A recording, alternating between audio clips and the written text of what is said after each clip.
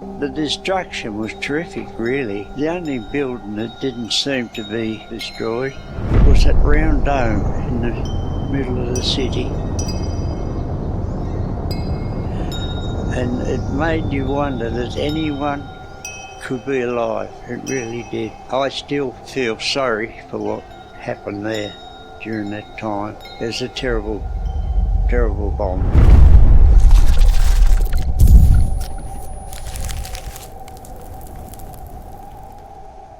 There are many things on Earth that have threatened people's lives. But on the 6th of August 1945 at 8:16 a.m, Hiroshima was struck by an atomic bomb. The effects of the explosion were devastating. It had a surface temperature of 6,000 degrees. It is recorded that 30% of the population died as an immediate result, between 70,000 and 80,000, and the total destruction radius was 2 kilometres, reshaping the landscape. In 1946, the Australian military was sent to Japan as part of the British Commonwealth Occupation Force, BCOF. They were sent to demilitarise and democratise Japan. I recently made a visit to a Tasmanian man who served with this group in 1947, and he saw the Hiroshima aftermath firsthand.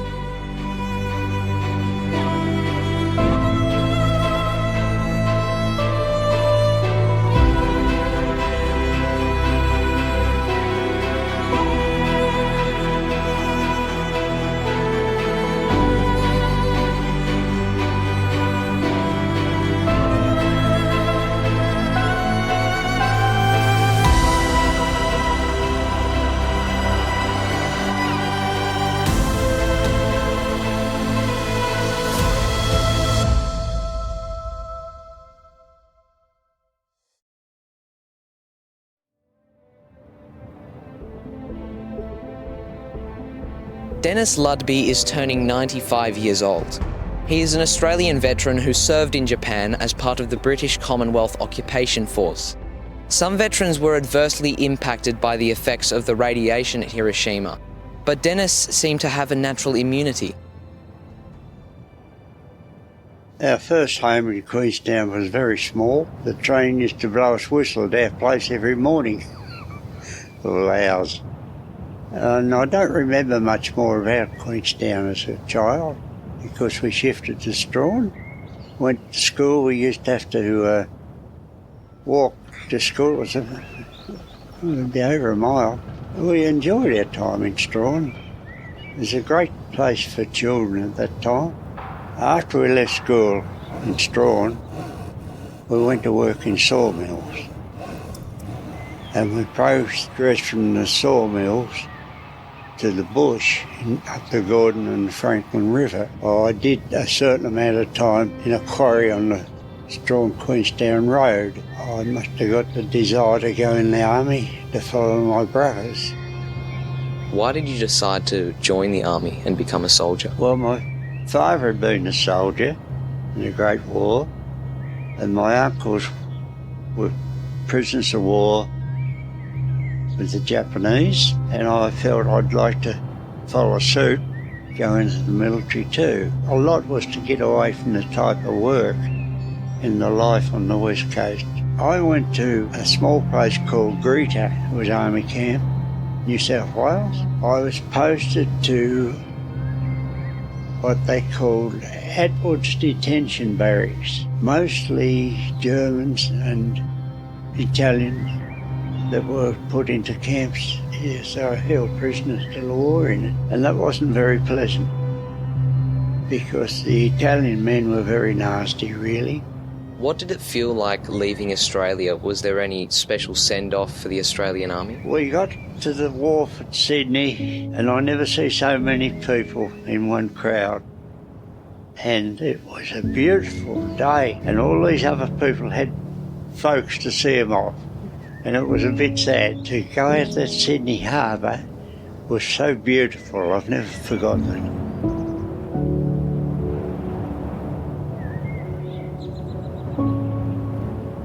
You were posted to the 66th Battalion. Where was your brigade sent? It We landed in Curay, and there we went to a base camp where they sorted the men out in what they felt, motor transport or guard duties.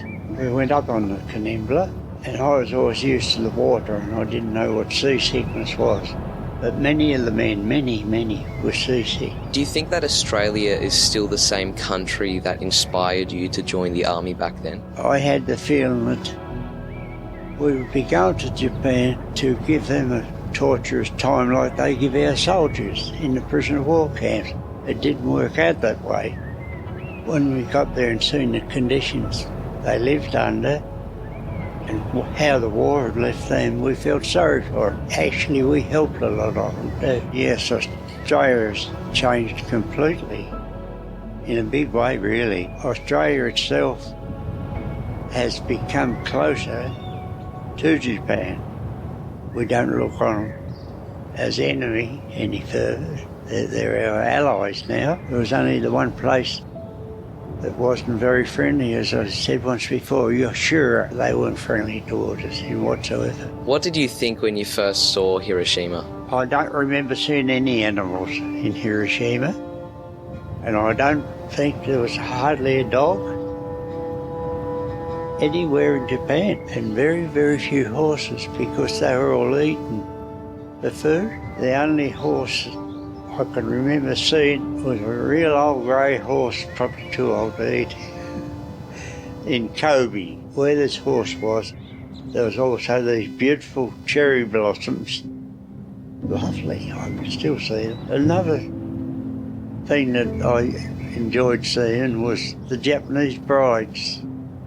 They would parade down the street, but they were all done up so beautiful, you know, in their Japanese style. And you went into Hiroshima, you just done your own thing, no instructions. The mounds we did our rifle training on was the waste from the Hiroshima bombing. The radiation from Hiroshima shortened a lot of the men's lives, the Australian soldiers. I feel a lot of them hardly got past 60. My own friends only got around the 60-year age.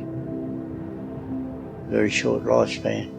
Was the Australian Army working with any other soldiers from other countries?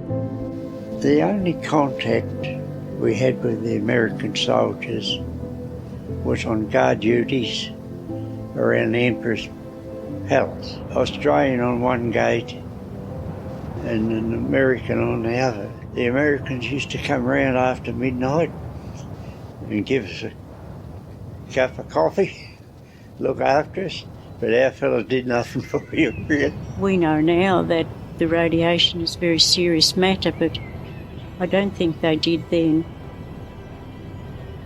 Well, when Dennis was in Japan, they were quite ignorant, I believe, of the danger, and I wonder whether maybe even the authorities may not have known the extent of the serious nature of it.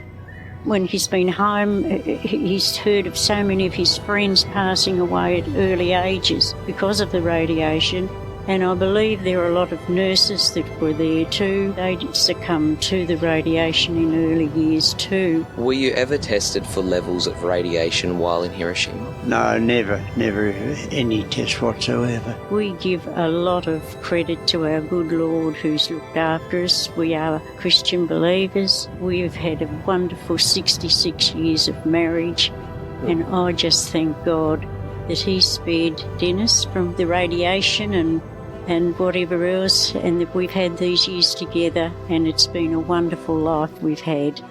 What do you think has been your main strength and courage throughout your life?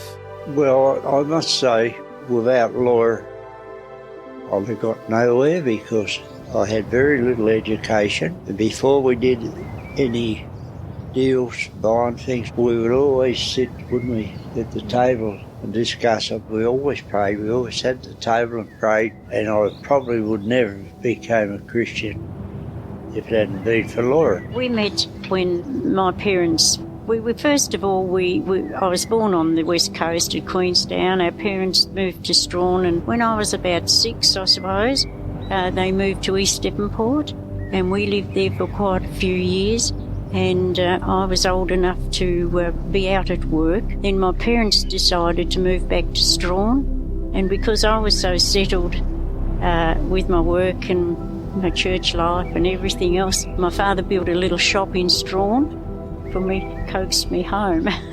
So I went back and had this little shop which done very well. It's grown into quite a big shop, I believe, now. Because I had this little shop, there was a young man with a truck came to do the cartage. Being a businesswoman, I thought, well, if I married him, I would get cheap, freight.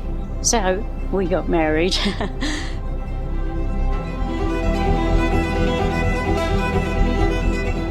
Meeting Laura is a wonderful time in my life. Laura was a very good Christian lady, and I completely give away gambling and drinking myself. I wished I had done it many years before. We've had a son and a daughter, which we've not mentioned much, and they've brought us a lot of joy, and we love them very much.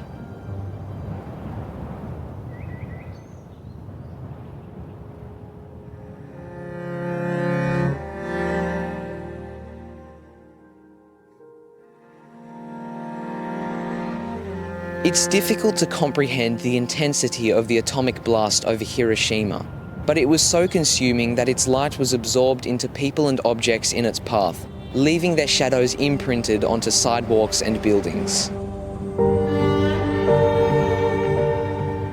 These imprints are snapshots of the past. They encapsulated people's final moments. Dennis Ludbey's account illustrates the goodness of humanity, our ability to survive and overcome together.